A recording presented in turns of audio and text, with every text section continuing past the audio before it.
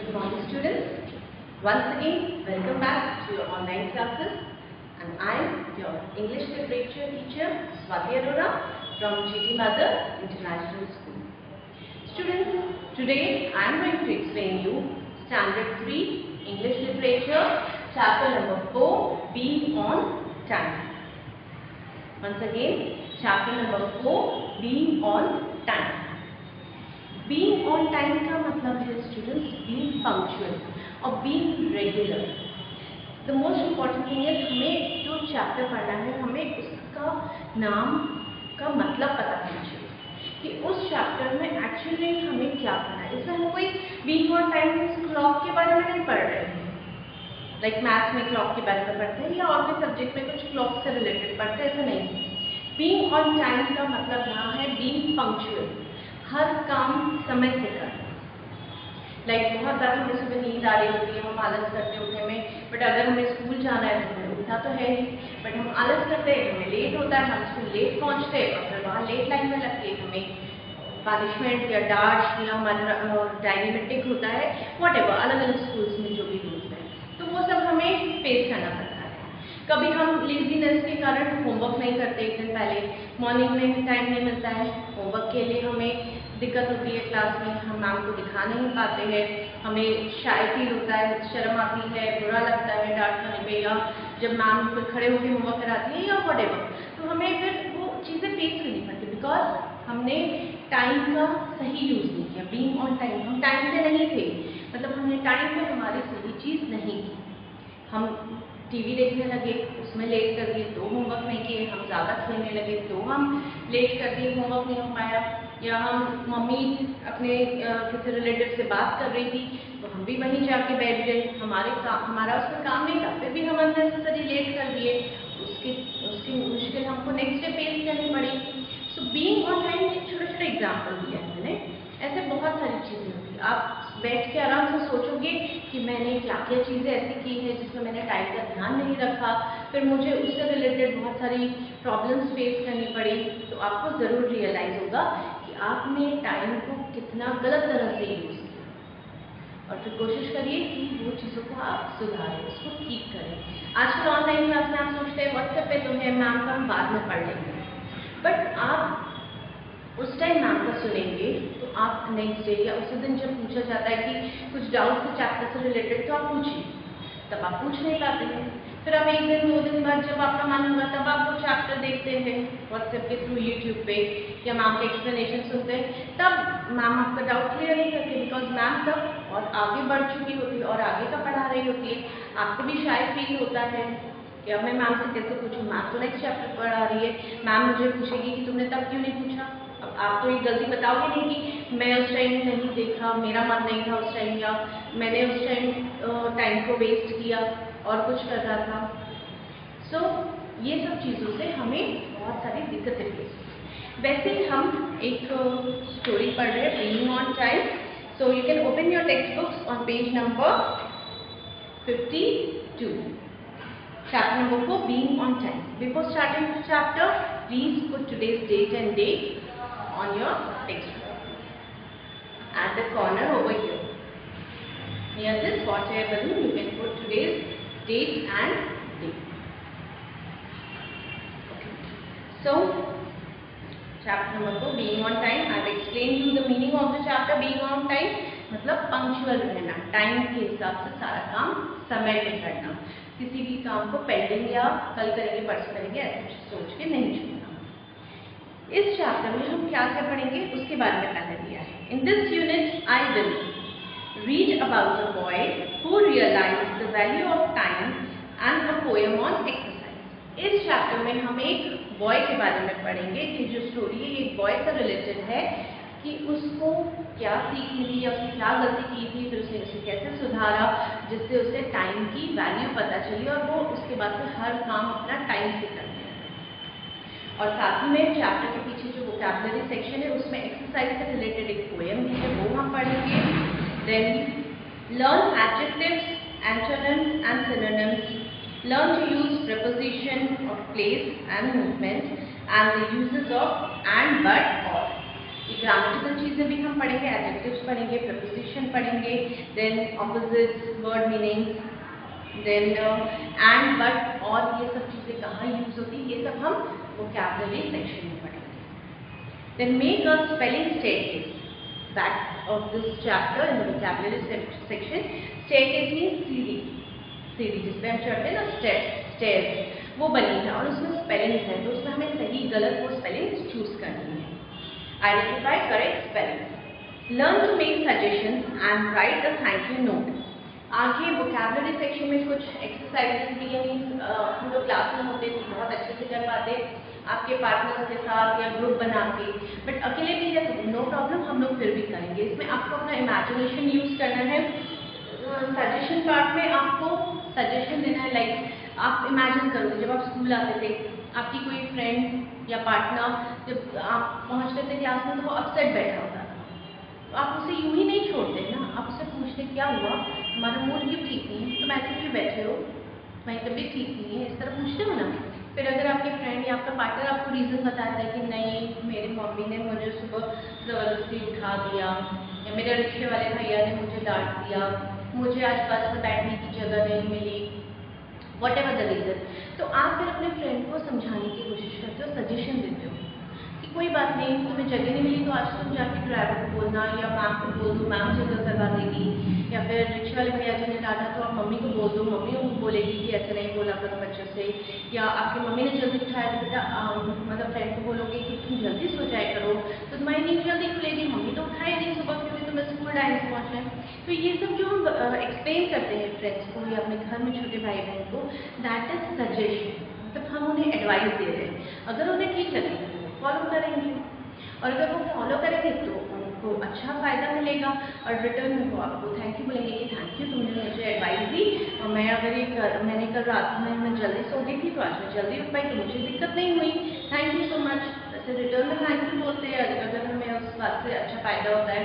तो वैसे ही हम इसमें एक थैंक यू नोट बनाना भी सीखेंगे, फॉर्मेट पीछे दिया है छोटे से एक लेटर जैसा, उसमें हमें फिल करना है, तो वो सब हम चैप्टर कंप्लीट करने के बाद करेंगे। Then identify common yoga poses. अभी योगा डे हो चुका है, टीचर्स ने आपको, स्कूल की टीचर्स ने आपको योगा के बारे में इतनी चीज़ें बताई है, अच्छा अच्छा योगासन सिखाया है, तो इसमें भी हम कॉमन योगा पोजेस देखेंगे, बैक में दिया है चैप्टर के, जो हमें एवरीडे में हेल्प करेगा। Then learning and awareness, recognizing differences in our decision based on what we like versus what is good for us. This is the very important thing of this chapter. Main चीज हमें सीखना है इस chapter में, recognize means हमें जानना है difference दो चीज़ों में। एक तो जो हमारा मन करता है कि हम, लाइक एग्जाम्पल, हमें चॉकलेट, पेस्ट्री, मीठी चीज़ें बहुत अच्छी लगती हैं, बट मम्मी पापा हमेशा हमें टोकते हैं इतना मीठा नहीं खाओ, दांत खराब हो जाएंगे, बट हम लोग नहीं सुनकर हम लोग चुपचाप खा लेते हैं। तो ये चीज़ हमें पसंद है और मम्मी पापा से मना करें, अब दोनों में से सही क्या है ये पता करना, मतलब ये रिकॉग्नाइज करना हमारे लिए बहुत ज़रूरी है। हमें लिमिट में चॉकलेट खाना चाहिए तो हमारे दांत नहीं खराब होंगे, मम्मी की पापा की बात हमें फॉलो करनी चाहिए। वो लोग हमें जो बोलते हैं वो अपने एक्सपीरियंस से बोलते हैं, वो भी जब छोटे थे उन्होंने भी गलती की होगी या उनकी मम्मी पापा ने उन्हें सिखाया होगा, उनको फ़ायदा हुआ होगा, इसलिए वो आपको सिखाते हैं। तो हमें उनकी बातों को अनसुना नहीं करना चाहिए, सुने और भूल गए ऐसे नहीं, उनकी बात समझने की कोशिश करना चाहिए। तो रिकॉग्नाइज द डिफरेंस मीन्स जो लाइक, और एग्जाम्पल मैं आपको देती हूँ, ऑनलाइन क्लास सबसे बेस्ट एग्जाम्पल। पेरेंट्स आपको बोलते हैं, फ़ोन देते हैं, ऑनलाइन क्लास अटेंड करो, बहुत बच्चे गेम खेलते रहते हैं या नहीं अटेंड करते हैं और कुछ करने लगते हैं, ध्यान नहीं देते मैम क्या पढ़ा रही है, सोचते हैं ये तो लिखने का है हम बाद में लिखेंगे, बट उस समय आपका होमवर्क पेंडिंग हो जाता है, बाई चांस वो डिलीट हो गया, फिर आप मैम से मांगोगे, फ्रेंड से मांगोगे, कभी आपको देंगे कभी नहीं देंगे, तो उस कारण लॉस आप ही का है। तो उस समय अगर आपका टाइम है 8 बजे ऑनलाइन क्लास का, तो आपको 7:50 पे प्रिपेयर रहना चाहिए with all the routine of that day. उस दिन का बुक्स कॉपीज जो रूटीन है लेके बैठना चाहिए, पूरा होमवर्क रेडी रखना चाहिए। और वन मोर थिंग, बहुत बच्चे क्या करते हैं, फ़ोटो भेजना चाहते हैं होमवर्क का, टाइम से फ़ोटो खींचते हैं, कभी फ़ोटो क्लियर नहीं आता है, कभी आधा आता है, कभी तिरछा आ जाता है, लेते लेते फ़ोटो इतना लेट हो जाता है कि ग्रुप बंद हो जाता है, फिर फोटो नहीं भेज पाते, फिर उनको अफसोस होता है मैंने इतनी मेहनत से होमवर्क किया। तो स्टूडेंट्स आपको क्या करना चाहिए, टाइम की वैल्यू रखना चाहिए। उस समय का टाइम पता है आपको, मैम 5 से 10 मिनट ग्रुप खोलेगी, तो आपको एक दिन पहले फोटो लेके रखना चाहिए। जैसे आपने होमवर्क किया, फोटो लेके आप सेव कर दो, जब मैम फोटो के लिए ओपन करेगी तो तुरंत सेंड कर दीजिए। आपका ही फायदा है उसमें, आपका फोटो भी टाइम से पहुंच जाएगा होमवर्क का, और आपको उस समय परेशानी भी नहीं। तो यही है कि आप किस तरह चीज़ें अपनी रियलाइज करें, गलती या छोटा छोटा मिस्टेक्स, और उसको सुधारें और आपके बेनिफिट के लिए उसको यूज करें। ओके, बहुत हो गया एक्सप्लेनेशन। अब हम चैप्टर की तरफ आते हैं। उससे पहले स्टूडेंट्स बनो warm up exercise. Warm up exercise है, we need to keep ourselves fit and healthy. हमें अपने आप को फिट और हेल्दी, तंदुरुस्त रखना चाहिए। अब इसमें कुछ एक्टिविटीज दी है, उसमें से जो हमें पसंद है, जो हम इंजॉय करते हैं, उसे हम टिक करेंगे। Like cricket, first is sports में दिया है क्रिकेट, फुटबॉल, बैडमिंटन। आप देखेंगे स्पोर्ट्स वाली लाइन को पहले लेंगे, 3 ऑप्शन, इन तीनों में से एक कोई आपको जो बेस्ट लगता है वो आप टिक करेंगे, तीनों में नहीं। तीनों चीज अच्छी लगती होगी पर बेस्ट एक ही होता है। देन सेकंड है एक्सरसाइज, एक्सरसाइज है जॉगिंग, साइकिलिंग, स्विमिंग। इन तीन में से आप एक ऑप्शन टिक करेंगे। Then martial arts, judo, karate, taekwondo. इन तीनों में से आपको जो अच्छा लगता है वो आप टिक करेंगे। तो सब में से आपको एक एक ऑप्शन टिक करना है। And on the next page, page number 53, first of this topic, number B, write a few lines on an activity that you enjoy doing the most. अब यहाँ पे आपने तीनों में एक एक एक्टिविटी क्लिक की है। अब इन तीन में से एक आपको बेस्ट क्या लगती है उसके बारे में आप यहाँ 5 लाइन्स लिखिए। 5 लिखकर 2, 3 लिख दीजिए कि आपको कौन सी एक्टिविटी अच्छी लगती, क्यों अच्छी लगती, आप कब से उसको करते हो वो एक्टिविटी को। लाइक अगर आप क्रिकेट खेलते हो तो आप किस एज के थे जब से खेलते हो, किस के साथ खेलते हो, क्रिकेट का आपके पास कौन कौन सा सामान घर पे है, ये सब आप छोटा छोटा 2-3 लाइन लिख। ओके,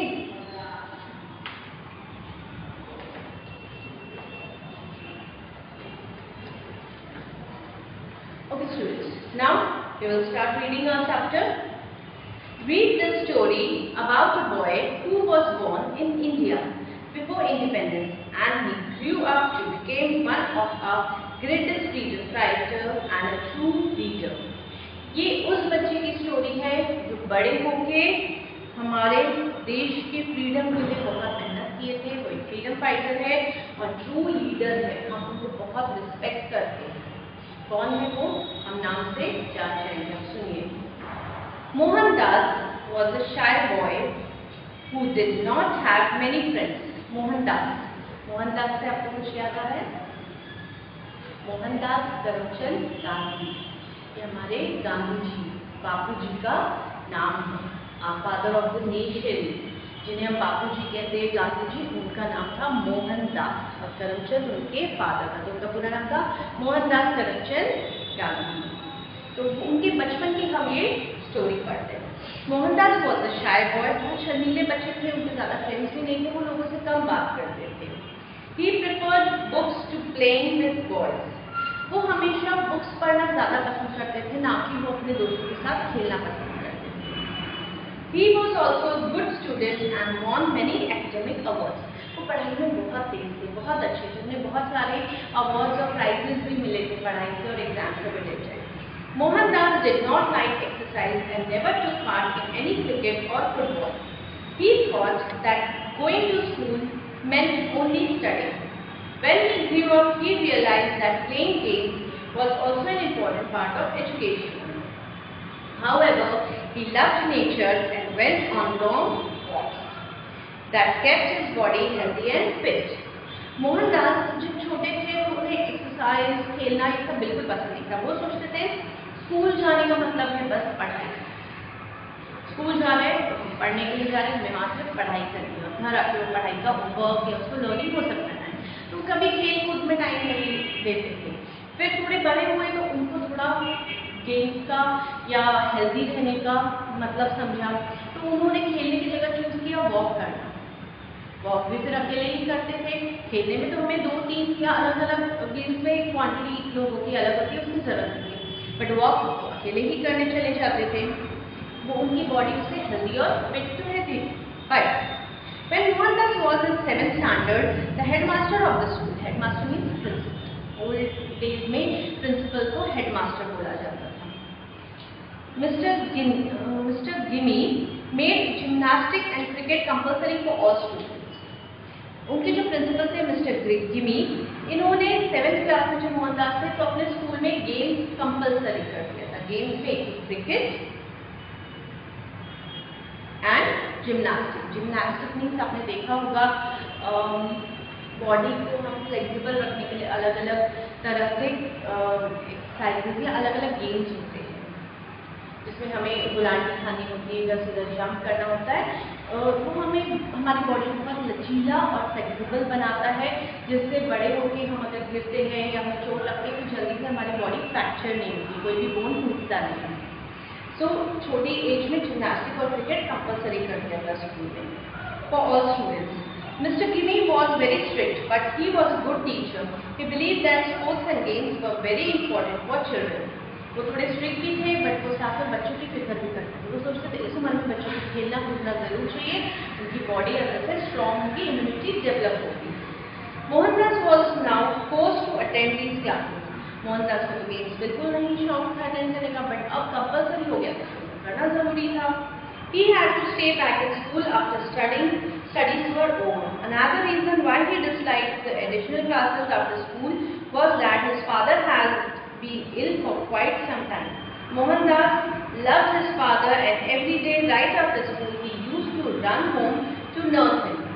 मोहनदास को गेम्स भी नहीं पसंद थे और स्कूल में जब एक्स्ट्रा रुकना पड़ता था तो उन्हें बहुत बुरा लगता था कि मैं क्यों पढ़ाई के बाद रुका रहूँ गेम्स के लिए।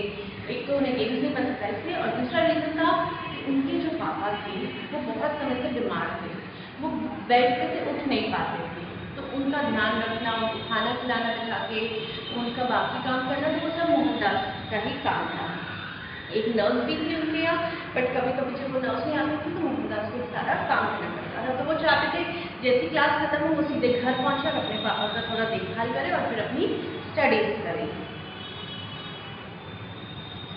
The sports period in the evening meant that he could not be there to take care of his father. He attended gymnastic and sports class recurrently. Recurrently means if you do something recurrently, you are unwilling to do it or you do it without enthusiasm. मतलब आप अपनी मर्जी से नहीं कर रहे, किसी के फोर्स करने पे कर रहे हैं, तो आप खुशी खुशी वो क्लास नहीं कर रहे हैं, उसका मतलब होता है recurrently. Remember this, recurrently. Like example, आपको जो चीज़ खाने में नहीं पसंद, अगर मम्मी आपको बोलती है और आप मम्मी के डर में मारे या यही खाना ही पड़ेगा तो खा लेते हैं unwillingly, so that is also recurrently. या क्लास करने मम्मी ज़बरदस्ती बिठा देती है, या ट्यूशन टीचर टेस्ट लेंगे, आप पढ़े नहीं, अब आपको ज़बरदस्ती देना ही है, आपका मन बिल्कुल नहीं है, ये सब चीज़ें का मतलब है recurrently। तो उसे वो क्लासेस अटेंड करनी पड़ती थी। शाम में वो चाहते थे कि अपने पापा के पास ही रहे, उनका ध्यान रखें, बट उन्हें स्पोर्ट्स क्लास के लिए शाम में एक बार फिर आना ही पड़ता था। Next page children, page 54। One Saturday he had school in the morning and came home for lunch. एक दिन उनका मॉर्निंग स्कूल था, तो लंच में वो घर आ गए। लंच तक भी था, हाफ डे था शायद सैटरडे, तो he had to attend gymnastics at 4 o'clock in the afternoon, और 4 बजे उन्हें फिर से गेम्स क्लास के लिए जाना था। After having lunch, he stayed inside his father's room and nursed him. Lunch किया, उसके बाद वो अपने पापा के पास चले गए, उनका ध्यान रखे, उनकी देखभाल किए, खाना वगैरह खिलाया, जो भी जरूरत का काम था वो किए। He did not realize that it was nearing 4 o'clock. उन्हें पता ही नहीं चला कि 4 बज गया, क्योंकि उस दिन धूप भी नहीं थी, बादल थे और सूरज बादल के पीछे छुपा था। हमेशा वो मौसम के अंदाज से समझ जाते थे, उनके पास घड़ी नहीं थी तो मौसम के अंदाज से समझ जाते थे, अभी 3 बजा होगा, अब 4 बजा होगा। उस दिन वो नहीं समझ पाए।